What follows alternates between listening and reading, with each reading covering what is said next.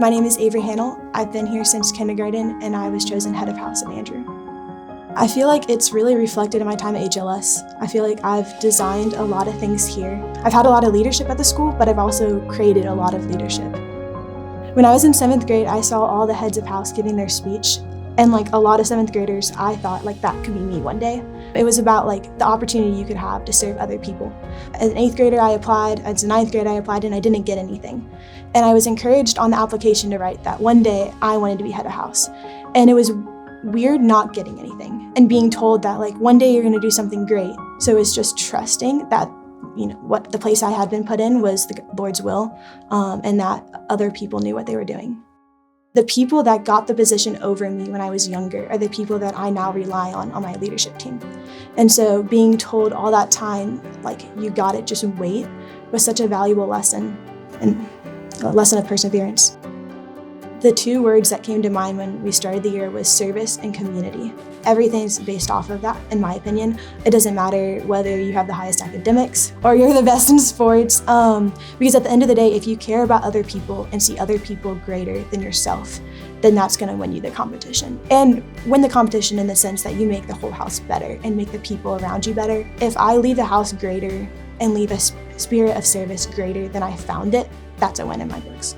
My parents, every time at dinner, when we sat down, they would ask us, how did you serve somebody today? And it was a good enough answer if you said you just held the door. But you had to have said something nice to somebody or have done a small act of service. Having that ingrained in us from a young age just created the expectation that like the Hanel household serves. So HLS has always been challenging for me. Every grade is supposed to be a little bit harder, but I never realized that because I was always studying as soon as I got home and up till I went to bed. As a junior, I decided to take all APs. And for me, I wanted to prove to myself that I could do it, but also just to see where I could go. And out of everybody, I did not succeed. I didn't pass my AP scores for some of them. I got much lower than I expected, and I often found myself in Dr. Dickey's office, either for extra tutoring in those classes or crying to him about my scores. And for me, like, it needed to pay off because I had sacrificed so much. When I went to Dr. Dickey, he told me that one day it would pay off and that those that succeed the most out of HLS are those that struggle the most. Around the same time, I applied to GSP, which is the Governor's Scholars, and everybody had told me that I would get in with them, and I did not. And the school did not understand, I didn't understand, and I found myself again in Mr. Wheatley's office this time, crying.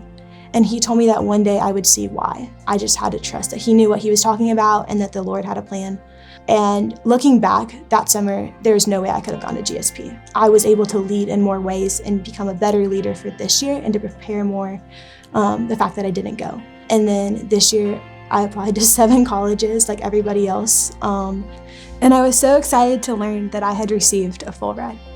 I remember when I went to talk to Dr. Dickey about it and tell him the news, he was like, it finally paid off. Like, aren't you glad you didn't get into GSP? Aren't you glad that you didn't pass those AP scores? Like, it was all worth it in the end. I'm able to walk with the confidence of knowing that hard work does pay off, but it also creates a humbleness.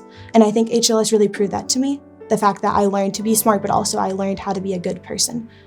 So in the fall, I'll be studying at Western Kentucky University. I'll be double majoring in nursing and then a self-design major, which will be special needs communication. For me, HLS has felt like a lifetime. It's felt like I've learned so many lessons here that if I've learned outside of it, it would have been really hard.